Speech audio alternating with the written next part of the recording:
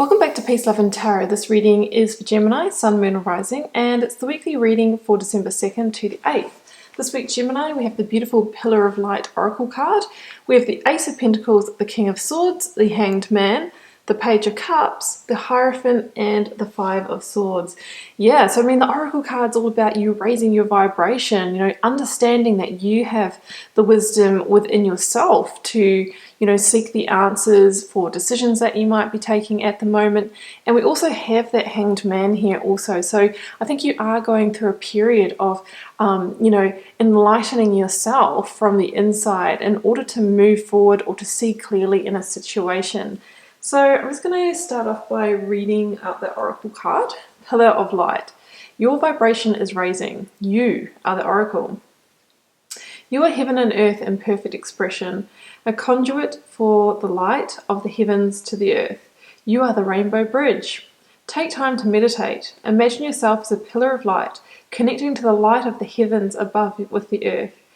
As the light shines through each of your chakras, you activate the rainbow bridge that many ancient scriptures talk about, raising your vibration and the vibration of the planet, linking the higher realms of the cosmos, guides and angels with the ancient wisdom keepers and beings of planet Earth.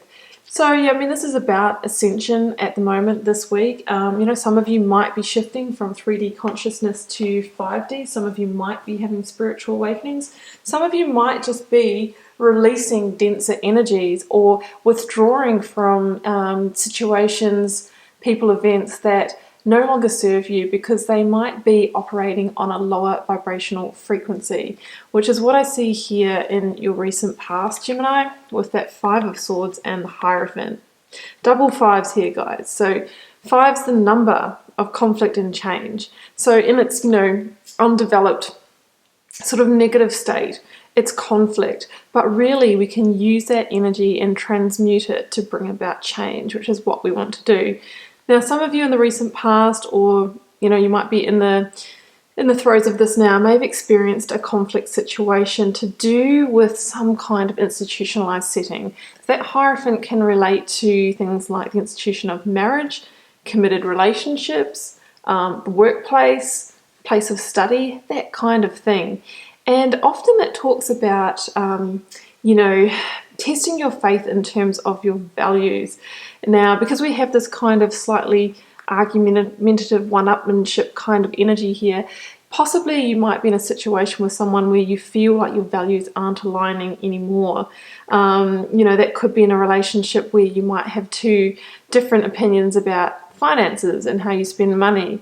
One of you might want to become a parent, the other one might not. It can be like a fundamental issue like that. In the workplace, it may be not seeing eye to eye, having different approaches to work and that kind of thing. It really tests your faith with that Hierophant card. Now, the Five of Swords can be a victory card, but it's a victory that comes at a cost.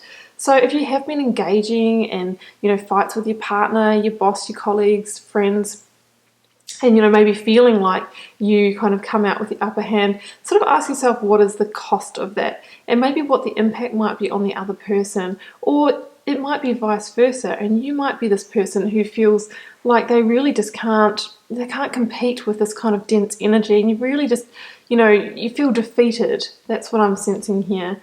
So yeah, some kind of situation there that's taken a toll. It's been a test of your own faith and a test of your values as well. So I think that you're really wanting to move on from the situation, move away from it, maybe, transform a side of yourself or, I think you are really, trying to evolve the situation. And that's why I think we have the Hanged Man and the King of Swords as your focus energies for this week. Yeah, I mean, interesting combo, guys, because the Hanged Man hangs from this tree of knowledge, waiting for the wisdom or enlightenment on how to move forward in a situation. And the King of Swords is all about clarity, vision, setting appropriate boundaries, cutting energetic cords from a situation to ultimately transform themselves on a personal level or the situation as a whole. So that Hanged Man energy, he's waiting for that enlightenment. But what we need to remember is that you have that wisdom within yourself. So you really might need to take some time to kind of tune in, to really, I think in your gut, in your third eye, in your heart, you'll know what is right to do. But, it can be difficult listening to that and actually surrendering to it, because the Hanged Man asks us to surrender. It can also ask us to die the death of the Hanged Man, which is like going through that grief process if you're releasing a situation. So that can be at first kind of being in a bit of denial that there's an issue or that a major change needs to happen. Then there can be a bit of bartering. If I do this or change this, then maybe it'll work, which leads to, anger, depression, and sadness before we finally accept, something's got to give. I'm going to have to make a fundamental change, which may be releasing this situation, this person, or bringing a significant change to it. And I think that's what's coming to light this week. And the King of Swords, as I mentioned before, he has that vision and clarity. So I think this is the week that you will get that inner knowing, that aha moment, that information that you need in order to move forward or release yourself from the situation.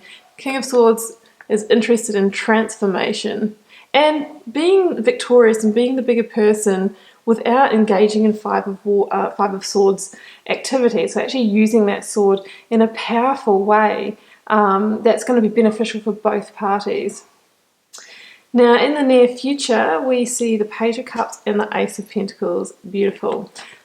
So in that space that you're creating by releasing those denser energies and raising your vibration, that's when you start to magnetize this good stuff here.